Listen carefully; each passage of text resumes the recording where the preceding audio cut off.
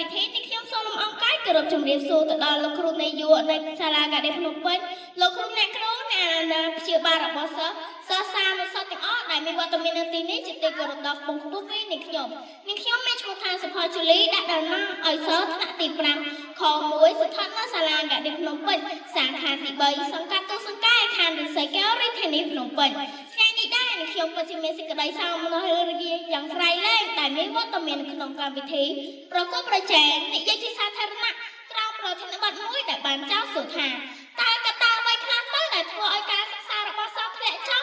ធ្លាប់គិតទេថានៅក្នុងថ្នាក់រៀនមួយបង្រៀនតែគ្រូតែម្នាក់តែហេតុអ្វីទៅបានជាសិស្សខ្លះទទួលបាននូវលទ្ធផលឬនិទេសនៃការសិក្សាល្អខណៈឯសិស្សខ្លះទៀតទទួលបាននូវលទ្ធផលនៃការសិក្សាធ្លាក់ចុះតើបញ្ហាទាំងនោះបណ្ដាលមកពីគ្រូរបស់សិស្សផ្ទាល់មកពីគ្រូសាស្ត្រឬមកពីបរិយាកាសសង្គមជុំវិញគ្រូរបស់ពួកគេ